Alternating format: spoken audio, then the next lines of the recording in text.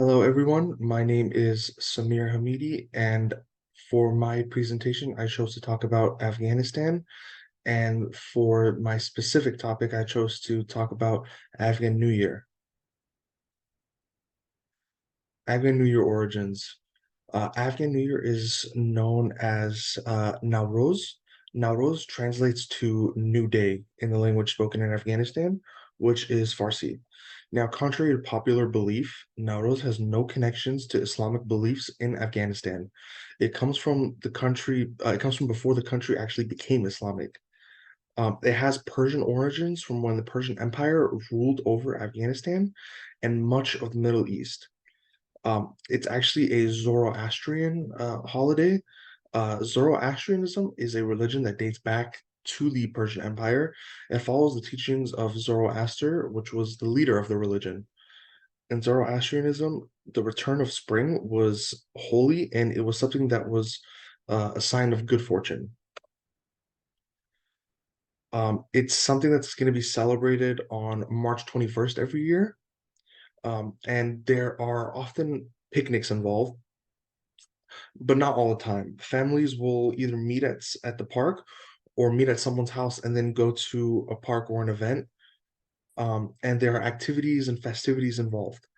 Here in the Bay Area, they actually have a Nowruz festival. They rent out the Alameda County Fairgrounds, and there is a concert along with games for children, booths to buy Afghan clothing or items, and booths that sell traditional Afghan Nowruz foods and desserts, although many people prefer to bring their own. Traditionally in Afghanistan, the activity that everyone would come to watch was called buzkashi. In Farsi, this translates to goat pulling. In buzkashi, there are horse-mounted players who will try and put the dead goat carcass into the goal. As you can see here, they're on horses, and this is the dead goat carcass right over here. It's actually quite dangerous, and many people have died from it just because of falling off of horses and being trampled.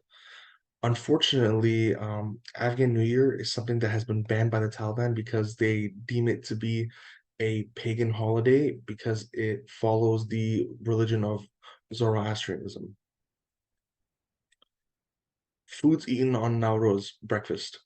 Um, so in a lot of Afghan households today, you're rarely going to see like traditional Afghan breakfast. They'll often eat like one small thing and that's it. Um, but the big breakfasts are saved for special occasions such as Nowruz. And it's not just going to be one thing, it's going to be like a big spread of things. So the first thing, which is a traditional item, is called tohme bonjourmi. That translates to eggs with tomatoes. Um, in a pan or whatever you use to cook, diced tomatoes are mixed with chili powder, oil, um, onions, garlic, salt, and peppers, and it creates a very flavorful mixture. Then the eggs are added on top and it is thoroughly cooked.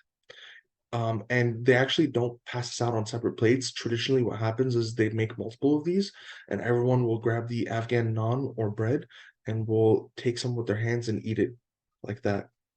And and they also have this other kind of bread called rot, and it is a sweet bread that usually when you're done eating the savory stuff, you'll have that with Afghan tea, which there are two types. The first type, chai, uh, is just regular tea. It's either green or black tea, black tea leaves that are just mixed in with boiling water. They don't add milk, sugar, or anything.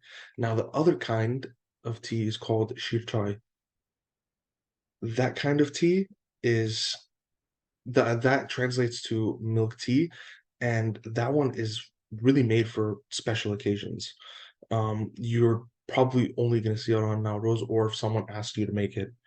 Um, and what they do is they use black tea and they mix it with milk, a sweetener, and cardamom. They use black tea because apparently the green tea is not strong enough, and you still want to be able to taste the tea mixing with everything. Here are lunch and dinner foods. And in Afghanistan, there aren't really any foods that are defined as made for lunch or dinner. Most dishes are interchangeable. There's only a couple of dishes that are actually made specifically and 100% for that Nowruz. The first one is called Sabzi Palau. What they do there is they cook spinach. They cook until it has the consistency of creamed spinach, as a lot of us have had, but without the cream. And then they mix that with cooked white rice. The second thing is called moi wa jalebi. It is it's a dish that's going to be right here on the top right, and it's fried fish, and it's going to be served with actually a sweet pastry called jalebi. Jalebi is like kind of like a funnel cake that's fried, and it has a lot, and it's like coated in syrup and sugar. It's very common in the Middle East and in India. But besides those two, there aren't really anything that are specifically made for Nowruz, but there are other dishes that you will see that's traditional dishes that are almost guaranteed to be there. The first one is called Afghan Palau, which is basically what they do is they get cow meat and they get white rice and they get thinly sliced carrots and raisins, as you see here, and it is all cooked separately. So the meat is cooked with spices and onions, and it ends up creating like a liquid to it. And what you do is you mix that liquid with the cooked rice, and the white rice it turns brown. And then once you mix it, you put it into either the oven or a fire pit, and it cooks. And then afterwards, you put the cooked carrots and raisins on top, and you mix it. Now, the second traditional dish that you'll see is called mantu. It's basically Afghan dumplings. Because Afghanistan is so close to China, it has a lot of influences from there. So you'll see in the bottom left right here, it is Afghan dumplings. It's very similar. They'll fill the dough with ground meat and onions, and then they'll steam it. Then on top, what they'll do is they'll add yogurt, which is savory yogurt. They'll mix garlic and salt. They'll put that on top, and then they'll put like a meat sauce on top, which usually has lentils in it as well. The last thing that you'll see all the time is called kofta, and it is meatballs that they'll cook, and then afterwards they'll put it in with a tomato sauce, and they'll serve that with rice.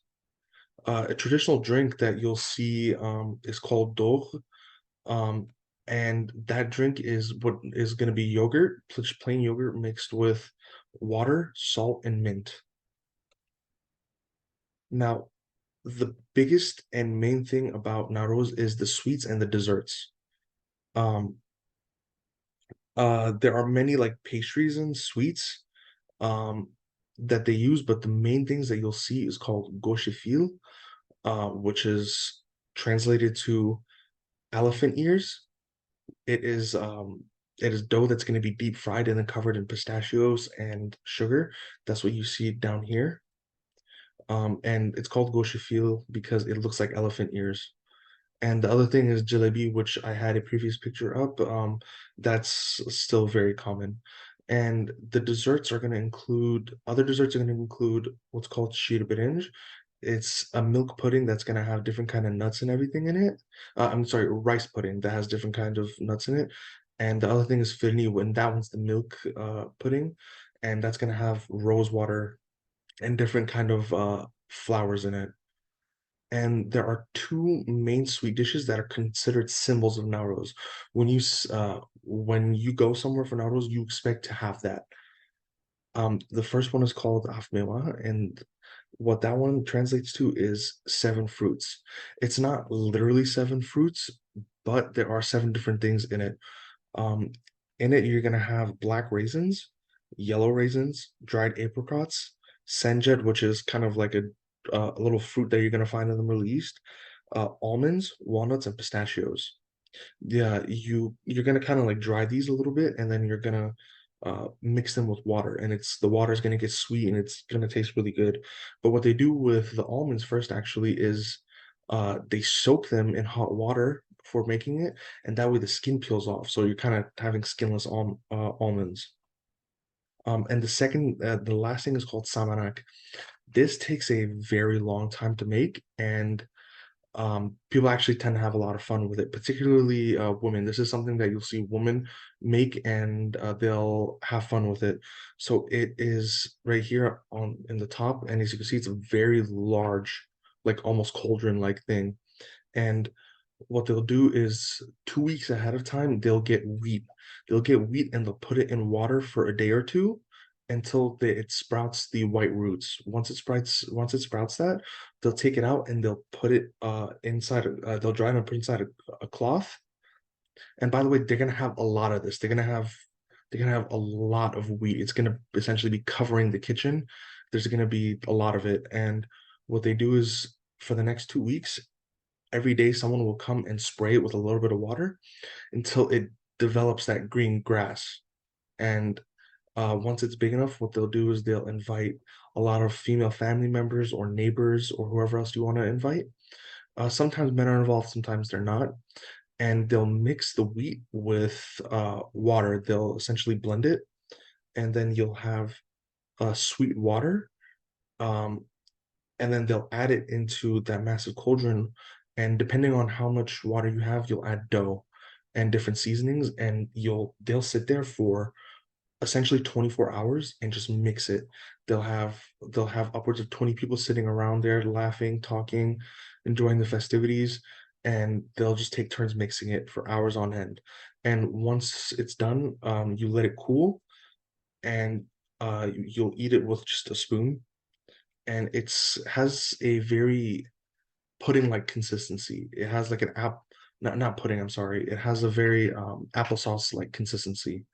Not as sweet, but still sweet. So in conclusion, Nowruz is a celebration of New Year's for Afghans. Um, as you can see here, it used to be very big. You can see that they would go to what this place is called Mazar Sharif. They would go to this blue mosque and they would celebrate. The festivities are an amazing sight. People will be happy all around. The kids will be running around playing games.